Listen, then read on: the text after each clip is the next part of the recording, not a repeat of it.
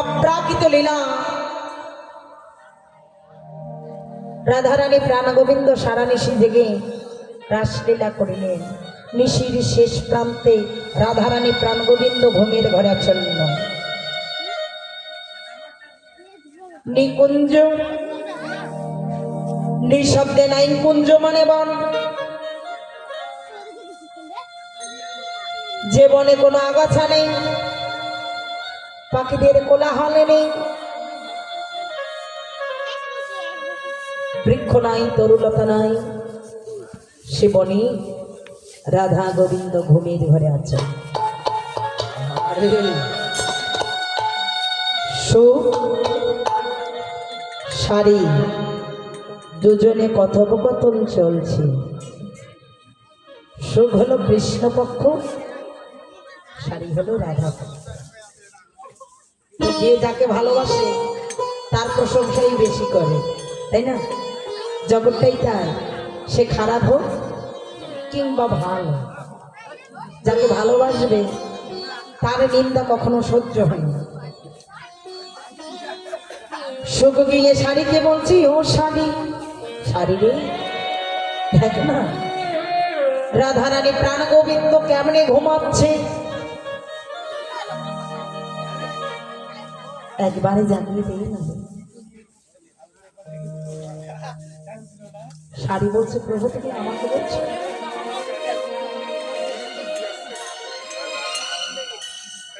আমি কেন? তুমি তো নিজে জাগাতে পারো। সুখ বলছে, ওরে আমার নাম সুখ।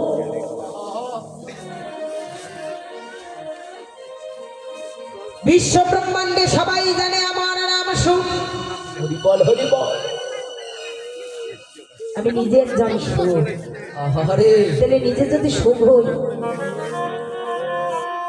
অন্যের সুখ কি কেড়ে নেওয়া যায় মা? নিজে সুখী, অন্যের সুখ দেখলে কি হিংসা করা যায়? তাহলে আমি নিজে সুখ, অন্যের সুখটা কি করে কেড়ে নিই? বাহ, বলি হরি প্রভু। তাই যদি সত্যি হয়, আজকের পর থেকে আরে কেউ জানবে না।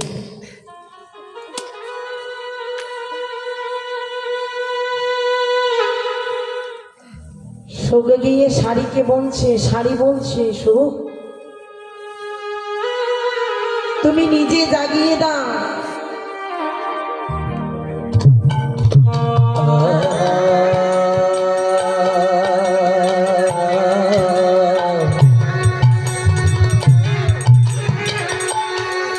শাড়ি বলছে, না প্রভু চলো না, আমরা দুজনে উভয় পক্ষে রাধারানী প্রাণ গোবিন্দকে জাগাইয়া দেই।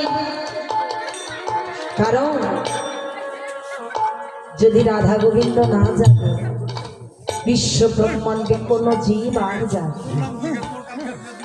ভগবান যদি ঘুমায়, তাহলে কি আমরা জেগে থাকবো গো? কখনো না।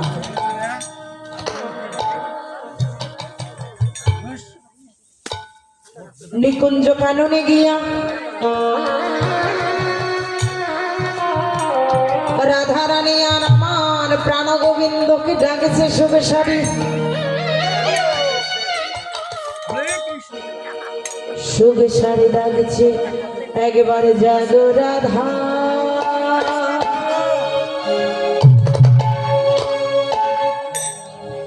রাধা রাধা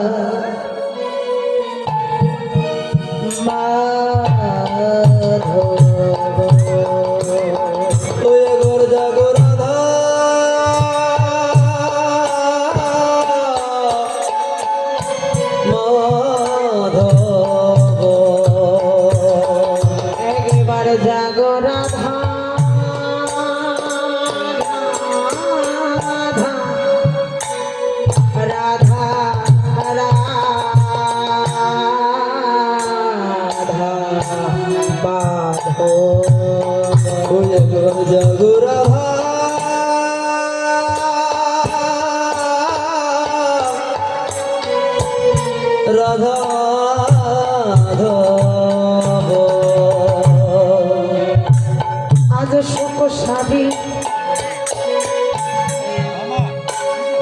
আজি বলে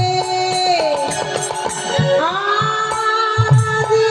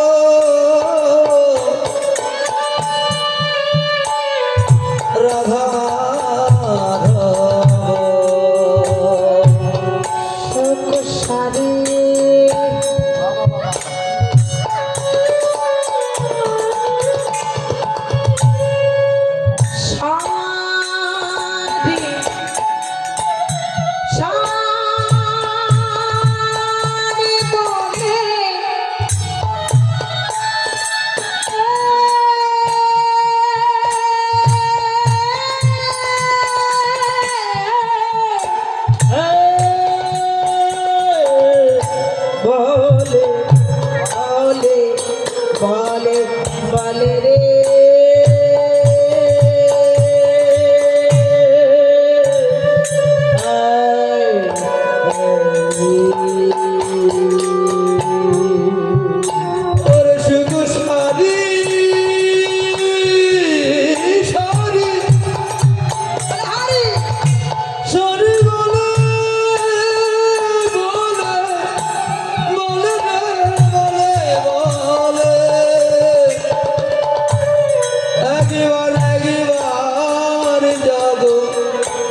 जगबर जगो राधा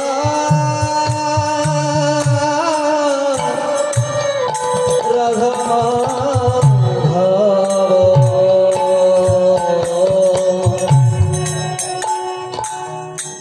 राधा गोविंद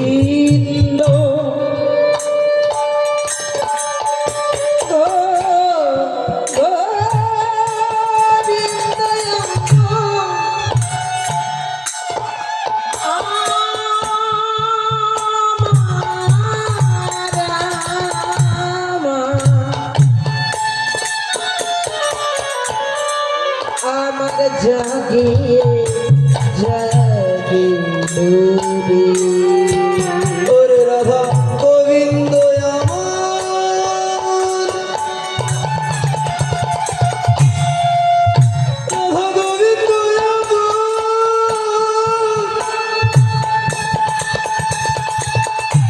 জাগিয়া জাগিয়া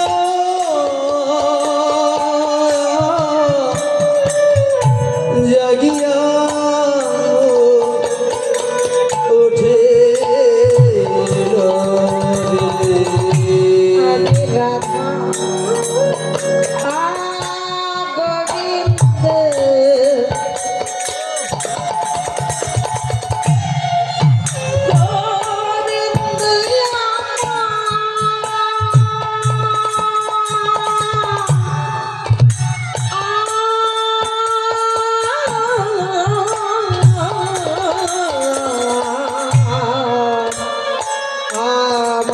জাগিল রে রাধা গোবিন্দ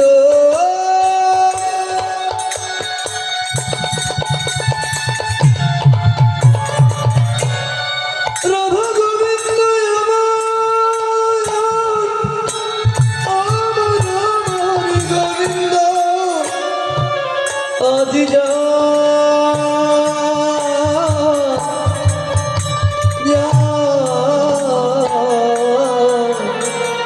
জাগিলো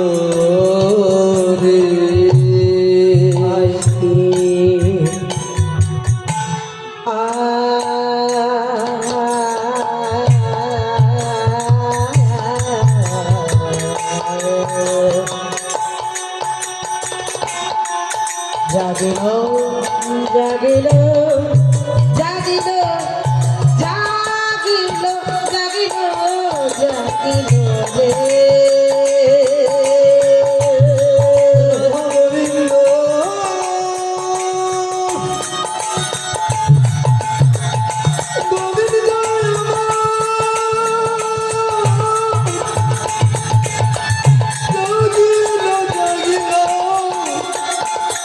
গোবিন্দ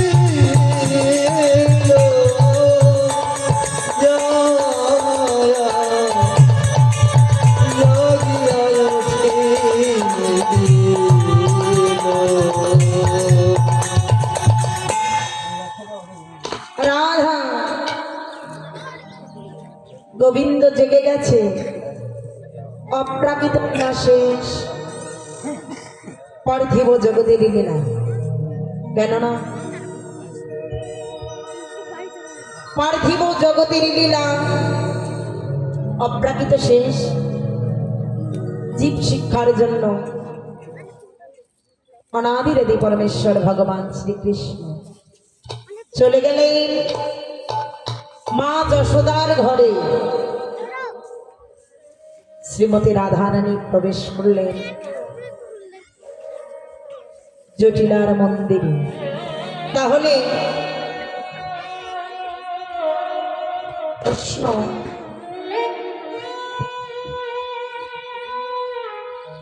রাধা গোবিন্দ সে কি কখনো ঘুমাইব? সে যদি ঘুমাতো, আমার মতো মূর্খ জীবেরা জেগে থাকতাম কি করে? তাহলে ভগবান যেদিন ঘুমাবে সেদিন বিশ্ব ব্রহ্মাণ্ডের কোনো জীব, কোনো প্রাণী আর কেউ জেগে থাকবে না। তাহলে ভগবান জীব শিক্ষার জন্য এখন ঘুমাচ্ছে। প্রভু অপ্রাকৃত লীলা,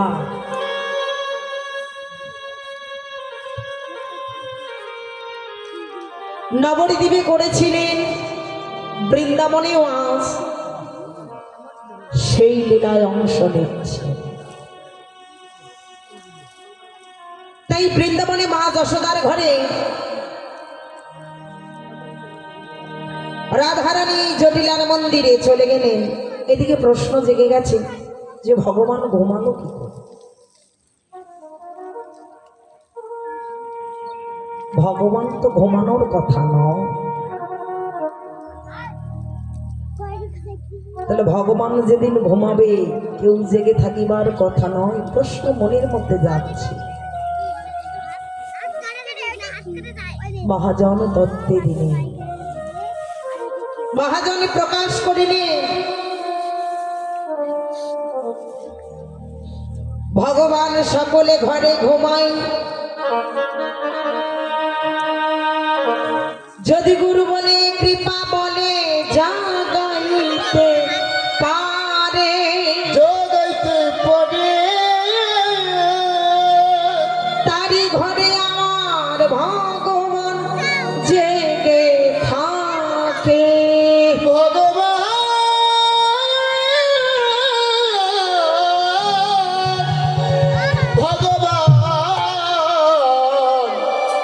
আমার জেগে থাকে।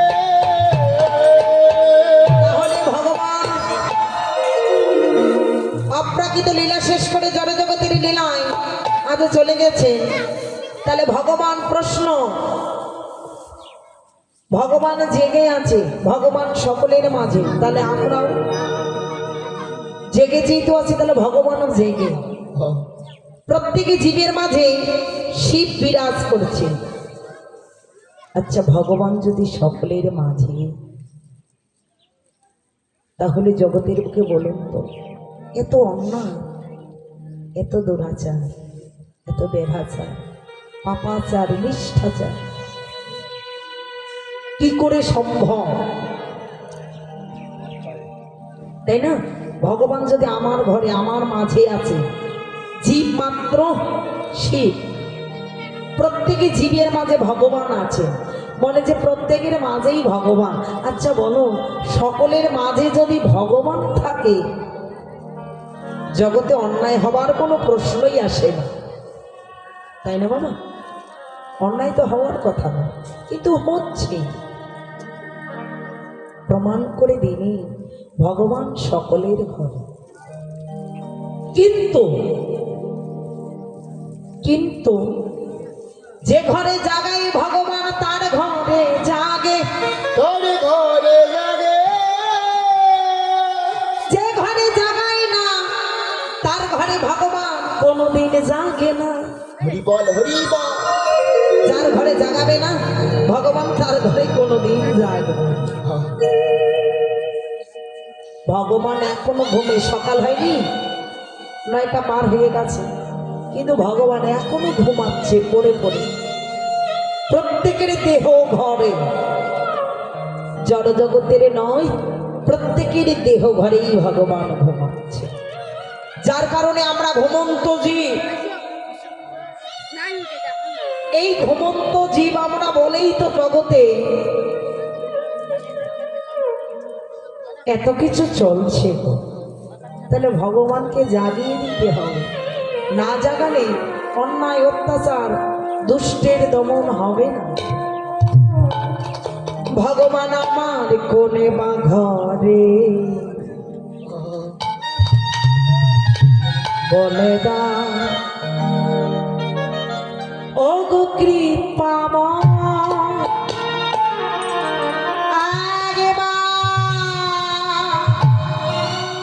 বলে দাও আমারে, বলে দাও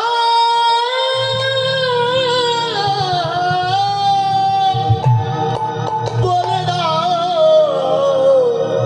বলে দাও আমারে। ভগবান কোন ঘরে? এই ঘরে। তাহলে কোথায় ঘুমাচ্ছে? আমরা বিছানায় ঘুমাচ্ছি, কিন্তু ভগবান কোথায়? শাস্ত্র প্রমাণ করে দিলে চতুর্দল মোলাদারে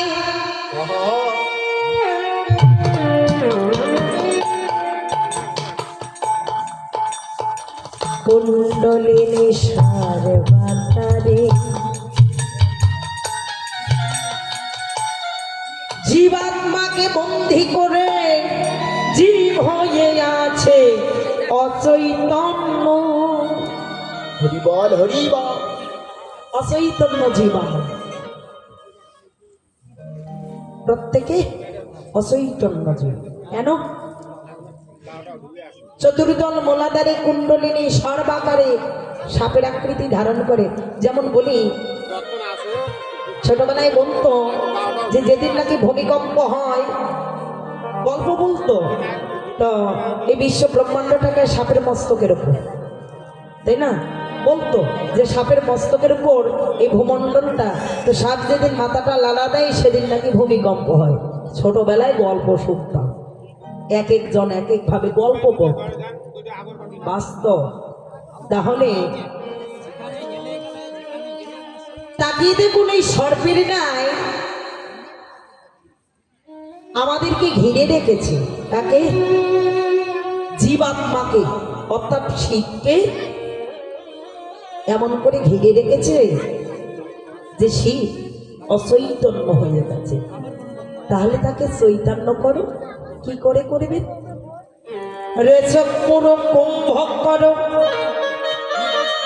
মহাজন বললেন গুরুদত্ত মন্ত্র বীজে গুরু দরকার। এজন্য প্রত্যেকের গুরু দরকার, প্রাণীর দরকার, প্রাণ করে মেরে দরকার। গুরুদত্ত মন্ত্র বীজ মন্ত্র বলে রেচক পুরো। তাহলে প্রাণের কর্ম করতে হবে। এই প্রাণের কর্ম যতক্ষণ না হবে ততক্ষণ পর্যন্ত কুলকুণ্ডলিনী জাগৃত হবে না।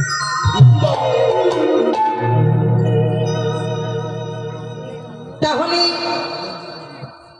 কুলকুণ্ডলিনী শক্তিকে জাগৃত করতে হলে রেচক পুরো কুম্ভ তিনটি যদি করতে পারো, মন্ত্র বীজ মন্ত্রের শক্তি আছে, শক্তির গুণে কুণ্ডলিনী নিজেই জাগবে, তাকে জাগাতে হবে না। শরদত্ত সরসিনী ক্রমে ক্রমে আরোহ। তাহলে দেখো এই দেহটা ষটচক্রের দ্বারা আবৃত। মহাজন বলে এখানে 18টা চক্র, কিন্তু 6টাকে প্রাধান্য দিলেন, 12টার প্রাধান্য নেই। তাহলে ষটচক্র সাধারণত আমরা জানি মূলাধার, স্বাধিষ্ঠান, মণিপুর, অনাহত, বিশুদ্ধ, আজ্ঞাচক্র।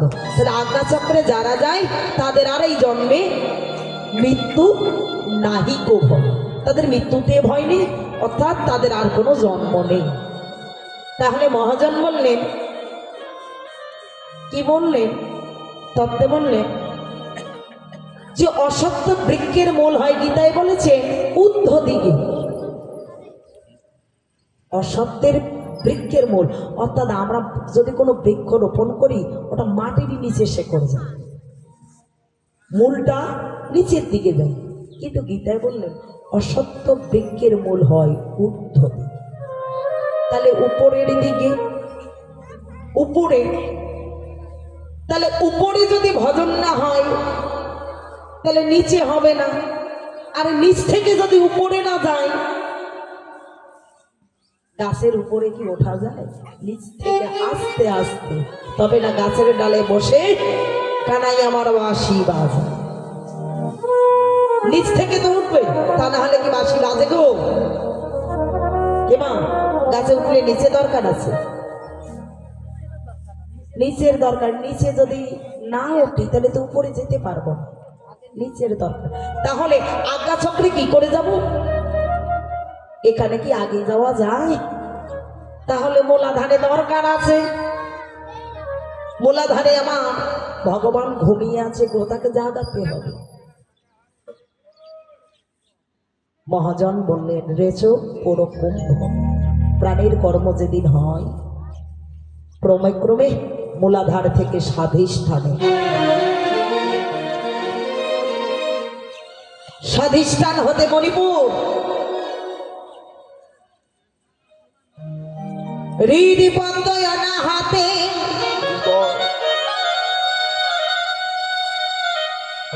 হে জীবি তুমি শ্যামে কুণ্ড পাবে দেখিতে।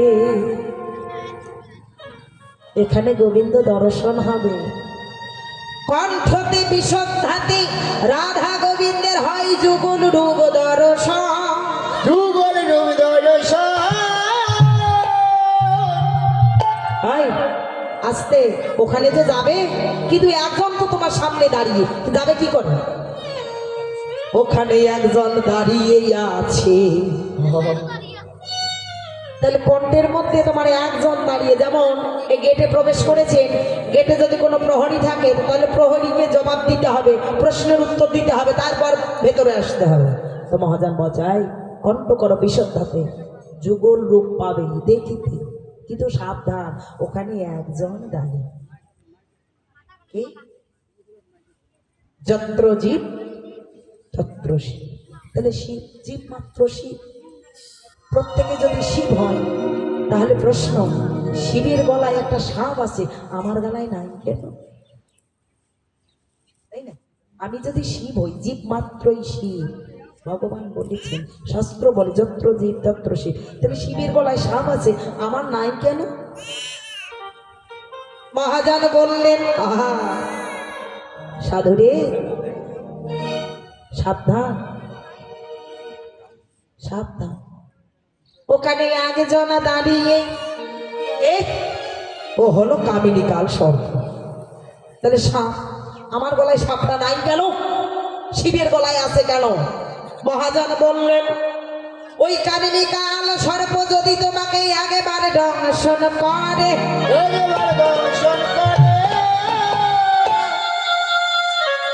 যদি দংশন করে দেয় তাহলে তুমি মরা হয়ে যাবে,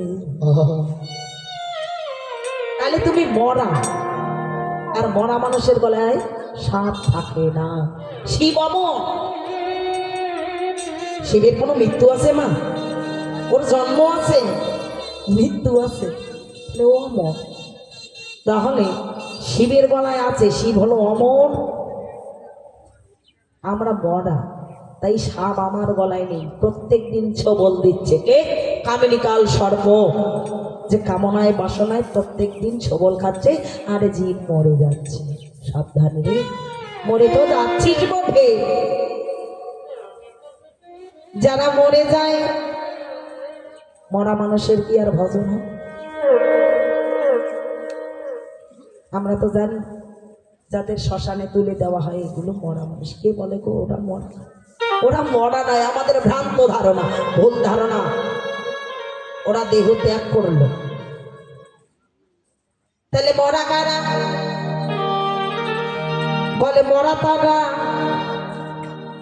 কারা? যারা প্রত্যেক দিনে কামিনীর ঘরে কামনার ঘরে মরে যায় তারা মরা হয়। তাহলে প্রশ্ন একটা, চোরের সঙ্গ নিলে কি চোর হয়?